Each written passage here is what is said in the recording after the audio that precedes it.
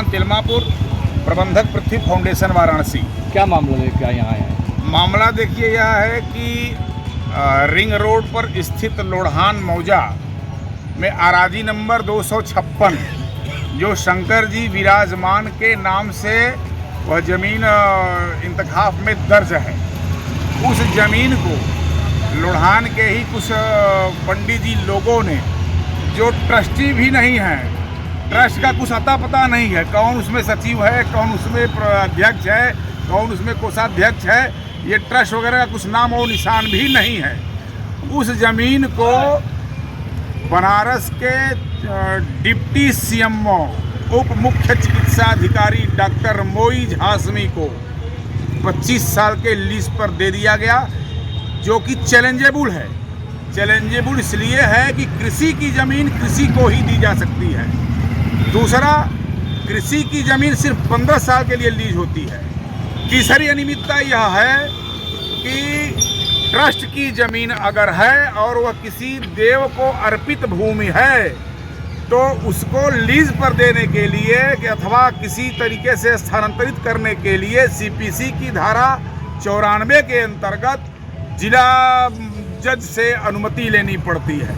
ये सब कोई प्रोसेस नहीं किया गया, केवल निजी स्वार्थों में, अपने हितों में इतने बड़े पैमाने पर सब गड्ढे कर दिया गया। चिकित्सा अब उस पर फंटेसिया वाटर पार्क चल रहा है, वहाँ अयासी का अड्डा चल रहा है और शराब शबाब कबाब सब परोसे जा रहे हैं। शराब का तो प्रमाण मिल जाएगा, शबाब कबाब का प्रमाण वो राहत को मिलेगा, वो जनश्रुतियों में है, उसको प्रमाणित नहीं कर पाऊंगा। वहाँ सब कुछ हो रहा है।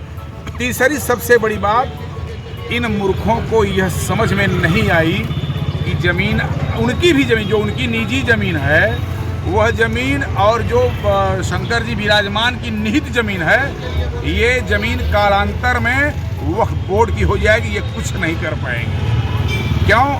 क्योंकि आप जगह जगह देख रहे हैं वक्फ बोर्ड के पास इतने असीमित अधिकार प्राप्त हैं कि वो कहीं भी अपना वो कर सकता है। अभी जो ये जांच मिली है आपको, ये जांच देखिए, ये जांच, एक जांच हुई है, दोनों जांच मेरे पोर्टल पर है, माननीय मुख्यमंत्री के पोर्टल पर वो जांच आख्या है। इसका स्क्रीनशॉट मैंने आप लोगों को भेज दिया, आप लोगों के व्हाट्सएप के माध्यम से।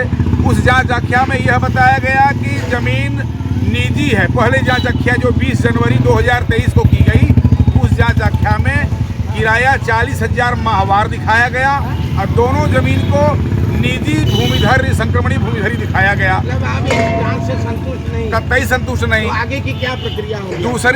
दूसरे बात, मैंने तहसीलदार को और इनको संबंधित राजस्व अधिकारियों को मैंने पूछा कि आपने ऐसे जांच किया, गलत है। तो एक जांच आख्या कल हमारे पोर्टल पर शो कर दिया और शो कर कितनी जमीन है? 3 बीघे ज़मीन है शंकर जी विराजमान के नाम से और 3 बीघे ज़मीन है पंडित जी लोगों के नाम से। पंडित जी लोगों की जो ज़मीन है वो अराजी नंबर 272 है, वो उनकी निजी है, और जो शंकर जी विराजमान के नाम से ज़मीन है वो 256 अराजी है। क्या अभी उस अराजी नंबर पे शंकर जी विराजमान है?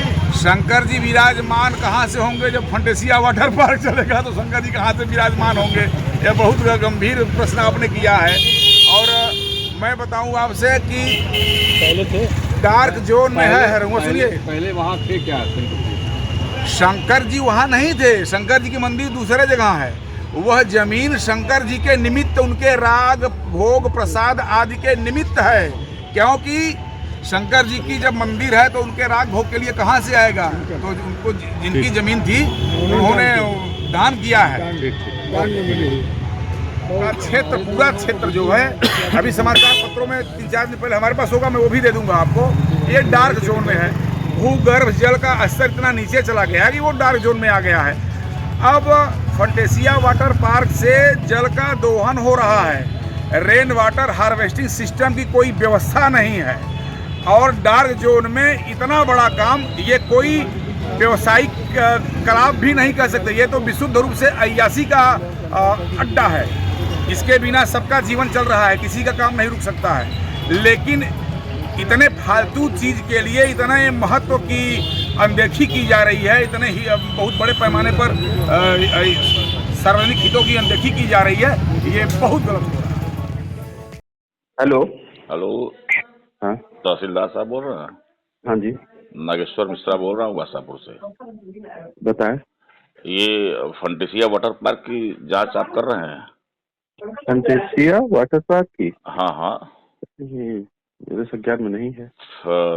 श्रीमान जी, आपकी रिपोर्ट लगी है, तहसीलदार की रिपोर्ट में यह आया है कि आपने जांच किया है और अराजी नंबर 256 जो देवोत्तर संपत्ति है उसको भी आपने संक्रमणी दिखाया है, और जो अराजी है उनकी निजी है मान लीजिए, तो 273 तो मान लीजिए संक्रमणी है। अब मैं देख लूं, मैंने तो कोई वाटर पार्क का ऐसा जांच किया नहीं, हो सकता है नायब साहब गए हो तहसीलदार न्यायिक जी। देख लीजिए, गंभीरता से देख लीजिए, और मामला बड़ा है, मामला बहुत आगे तक जाएगा वो। ठीक है, कहीं जाए कोई दिक्कत नहीं है, लेकिन मैं अभी देखा नहीं हूँ कि क्या। हाँ, तो फंटेसिया वाटर पार्क मौजा लोढ़ान स्थित। आप इसके कौन हैं?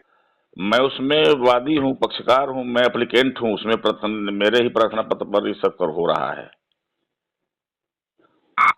अच्छा, आपने उनके विरुद्ध एप्लीकेशन कोई दिया? जी, मैंने ही दिया है एप्लीकेशन। फंटेसिया वाटर पार्क गलत तरीके से संचालित हो रहा है। हाँ। और चूंकि कल आपकी रिपोर्ट प्रेषित हुई श्रीमान उपजिलाधिकारी महोदय के यहाँ, हाँ। तो वहां से रिपोर्ट आ गई, तो चूंकि वो आपके हस्ताक्षर से था, ये तो मैं जानता हूँ कि मैं देखता हूँ, मेरे संज्ञान में है नहीं है।